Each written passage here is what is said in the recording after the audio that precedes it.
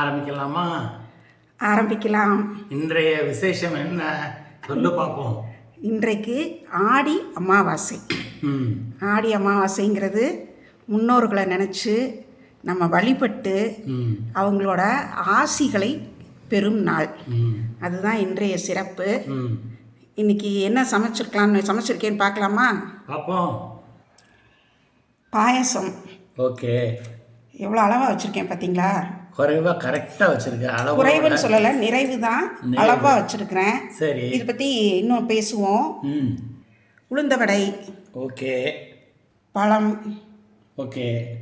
சாதம். ஓகே. கடலைப்பருப்பு. வாழைக்காய் பொடி மாஸ். Very good. அவியல். சாம்பார். சரி. சாம்பாரில் வந்து கேரட், பீன்ஸ், தக்காளி போட்டு வச்சுருக்கிறேன். சரி. அப்பளம். சரி. தேங்காய் பூவும் கேரட் துருவலும் போட்டு தாளித்த தயிர் பச்சடி.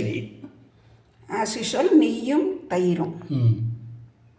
பரிமாறதுக்கு முன்னாடி இன்றைய சிறப்பை வந்து இன்னும் ஒரு தடவை விளக்கமாக பேசிடுவோம். ஓகே. ஆடி அமாவாசைங்கிறது பார்த்திங்கன்னா, இன்றைய வானியல் மாற்றத்துப்படி சூரியன் வந்து தன்னோட பாதையை வந்து ஒரு புது தொடக்கத்தில் தொடங்குறாரு, மாற்றி தொடங்குறாரு. ஓகே. இன்றைய தேதியில் இன்றைய வானியல் அமைப்பின்படி பார்க்குறப்போ, அதாவது ஆடி அமாவாசை, புரட்டாசி மகாலய அமாவாசை, தை அமாவாசை எல்லாம் நம்ம வந்து முன்னோர்களை நினச்சி வழிபாடு செய்யும் நாள். சரி. இது வந்து பிரார்த்தனைக்கு உண்டான ஒரு தினம். இது வந்து அதனால தான் எல்லாரும் அதை நினச்சி வழிபடுறாங்க. இல்லை என்னென்னா, இப்போ வீட்டில் வந்து அடுத்த தலைமுறை குழந்தைங்களாம் இருப்பாங்க இல்லையா, அந்த குழந்தைங்க வந்து இன்றைக்கி என்ன சிறப்புமா, இன்றைக்கி என்ன சிறப்பு பாட்டி அப்படின்னு கேட்குறப்போ, தாத்தா பாட்டியை நினச்சி கும்பிட்றோண்டா அப்படின்னு சொல்கிறப்போ அவங்களுக்கு அந்த ஒரு செய்தி வந்து அவங்க மனசில் பதியும். முன்னோர்களை கும்பிடணும், பெரியவங்கக்கிட்ட நன்றியோடு இருக்கணும், அவங்க நமக்கு எவ்வளோ செஞ்சுருக்காங்க, அது அவங்க கடமைன்னு சொல்லி ஒரே வார்த்தையில் கடந்து போகிறது இல்லை. இது வந்து அது வந்து அவங்களுக்கு வந்து நம்ம அந்த செய்தியை வந்து அவங்களுக்கு வந்து அது சொல்கிறப்போ அது வந்து அவங்க மனசில் பதியும். இன்னொன்று என்ன சொல்கிறாங்கன்னா, அந்த ஹார்மோன்ஸ் இருக்கு இல்லையா, டொப்பமைன், அந்த மாதிரி ஹார்மோன்ஸ், நன்றி உணர்வும் பிரார்த்தனையும் இருந்துச்சுன்னா மைண்ட் வந்து ஃபோக்கஸ் ஆகுமா. ஓகே. அது ஃபோக்கஸ் ஆகிறப்போ இந்த டொப்பமைன்கிற ஹார்மோன் வந்து நல்லா இன்க்ரீஸ் ஆகுமா பிரெயினில். அப்போ நல்லா நம்ம தெளிவாக சிந்திக்க முடியுமா. அதுக்காக தான் வந்து இந்த ஒரு வழிபாட்டுக்குன்னு ஒரு நாள் ஒன்று வச்சுருக்குறாங்க. சரி. அது தவிர பார்த்திங்கன்னா, இந்த ஆடி மாதம் இருக்குது பார்த்தீங்களா, ஆடி மாதத்தில் வந்து கல்யாணம் காட்சியெல்லாம் கிடையாது, கல்யாண விருந்து கிடையாதும்பாங்க. ஆனால் இந்த மாதம் முழுவதுமே கொண்டாட்டங்களுக்கும் வழிபாடுகளுக்கும் பிரார்த்தனைகளுக்கும் தான் உண்டான மாதம் இது. ஆடி மாதம் பார்த்திங்கன்னா, ஆடி செவ்வாய் தேடி குழி, அரைச்ச மஞ்சள் பூசி குழிம்பாங்க. அதாவது அந்த கிளைமேட் மாறுது இல்லையா, அப்போ அந்த காலத்தில் வந்து அந்த மஞ்சள்ங்கிறது ஒரு கிருமி நாசினி. அதை தான் அவங்க அதை ஞாபகப்படுத்துகிறாங்க. ஒரு ரைமிங்காக சொல்கிறப்போ மனசில் நல்லா ரெக்கார்ட் ஆகும். அது ஒன்று. அப்புறம் ஆடி வெள்ளி. ஆடி மாதமே அம்மனுக்கு உகந்த நாள் தான். அம்மனை நினச்சி வழிபடுறோம். அம்மனுக்கு வந்து பார்த்திங்கன்னா, ஆடி மாதத்தில் நம்ம வந்து என்னெல்லாம் செய்வாங்க தெரியுமா? நம்ம ஒன்றுமே செய்யலை இந்த தடவை. ஆடி வெள்ளியில் வந்து தேங்காய் பால்னு ஒன்று பண்ணுவாங்க. தேங்காய் பால் எடுத்து அரிசி ஊற வச்சு அரைச்சி அது ஒரு பாயசம் மாதிரின்னு வச்சுக்கோங்களேன், அது பண்ணுவாங்க. அதே மாதிரி லலிதா சகஸ்ரநாமத்தில் வந்து, அதாவது சகஸ்ரநாமம்னா 1000 பெயர்கள் அம்மனுக்கு. அதில் வந்து அம்மனோட ஒரு பெயர் வந்து பாயாசா அன்னப்பிரியா. அம்மனுக்கு வந்து பாயசம்னா ரொம்ப பிடிக்குமா. அதனால் அந்த பாயசத்தை செஞ்சு நைவேத்தியம் செஞ்சு வழிபடுவாங்க. அப்புறம் முருகனுக்கு உகந்த நாள் ஆடி கிருத்திகை. கரெக்டாக சொன்னீங்க. ஆடி கிருத்திகை அன்னைக்கு அன்னதானம் பண்ணுவாங்க. ஆடி கிருத்திகை அன்னைக்கு முருகனுக்கு பிடிச்ச திணை பாயசம், தேனும் திணை மாவும், அப்புறம் திருபாகம்னு ஒரு இனிப்பு பண்ணுவாங்க. இதெல்லாம் செஞ்சு வழிபடலாம்.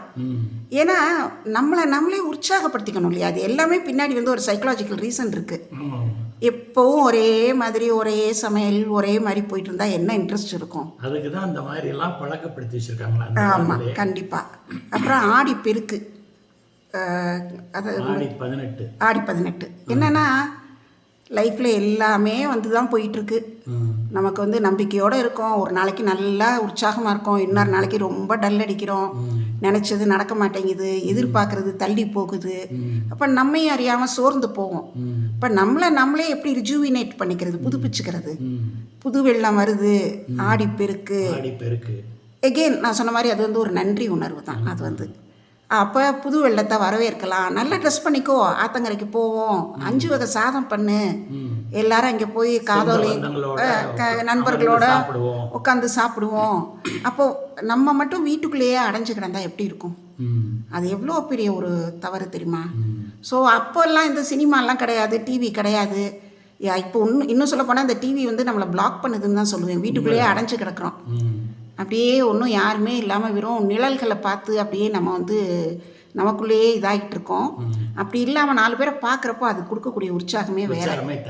அதுக்கு தான் இந்த கொண்டாட்டம். ஸோ அதை செஞ்சு தான் இதை வந்து பண்ணுறாங்க. அதில் வந்து வெரைட்டி ரைஸ் பண்ணு, உங்கள் வீட்டு ரைஸ் எப்படி இருக்குது, எங்கள் வீட்டு ரைஸ் எப்படி இருக்குன்னு. அது ஆடி 18. அதே மாதிரி இன்றைக்கி ஆடி அமாவாசை அப்படிங்கிறப்போ நான் சொன்ன மாதிரி இன்றைக்கி பிரார்த்தனைக்கு உண்டான நாள். குழந்தைகளுக்கு ஒரு நல்ல செய்தி சொல்கிறோம். இன்றைக்கி வடை பாயசத்தோடு சமைக்கிறோம். என்னென்னா இப்போ நம்ம 2 பேருக்குமே ஒரு மோர் தேன் 10 days 2 பேருக்குமே உடம்பு சரியில்லை. இன்டைஜஷன் ப்ராப்ளம் எல்லாம் இருந்துச்சு. அப்படியே பார்த்திங்கன்னா கஞ்சி, அப்புறம் நீராகாரமாக தான் பொழுது போச்சு, கரைச்ச மோர் அப்படின்ட்டு. நடுவில் ஒரு நாள் வந்து ஓகே எந்திரி, இப்படியே படுத்து கிடந்தா கூட கொஞ்சம் தான், வியாதியை கொண்டாடாத அப்படின்னு நமக்கு நாமளே தட்டி கொடுத்துட்டு தான் எந்திரிக்கிறோம். அன்றைக்கி ஆடி பெருக்கன்னைக்கு நம்மளால் முடிஞ்சது அந்த 5 வகை சாதமும் பண்ணி சாப்பிட்டோம். இன்றைக்கி கொஞ்சம் பரவாயில்லையா, அப்படியே நம்ம படுத்தே கிடந்தோன்னா அப்படியே தான் இருக்கும். என்ன கொண்டாடுவோம் அப்படிங்கிறது தான் நம்ம இன்றைக்கி எல்லாம் சிறப்பாக செஞ்சுருக்குறோம். செஞ்சு இன்றைக்கி எல்லாம் சாப்பிட்றதுக்கு எடுத்து வைக்கிறேன். ஒரு விஷயம் முக்கியமானது உங்ககிட்ட நான் ஷேர் பண்ணிக்கணுங்க. கொஞ்சமாக செஞ்சுருக்கு, கொஞ்சோன்னு இல்லை, அதாவது சமைக்கிறது ஒரு கலை. அளவாக சமைக்கிறது இருக்கிறது ஒரு மிகப்பெரிய திறமை. இப்போ எனக்கு வந்து இந்த வயசுக்கும் நான் இதை வந்து கற்றுக்கிட்டு இருக்கேன். எல்லாத்தையுமே அளவாக செய்வோன்ட்டு. இன்னைக்கு பாயசம் பாருங்களேன், செஞ்சுருக்கிறேன், கரெக்டாக இருக்கா, அளவாக செஞ்சுருக்கேன். முந்திரி பருப்பு தான் கொஞ்சம் கூடிடுச்சு, பரவாயில்ல. இவ்வளோதான் மொத்த பாயசமே.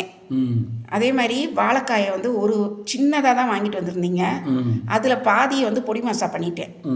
ஓகேவா? மிச்சத்தை வந்து அவியலில் போட்டிருக்கிறேன்.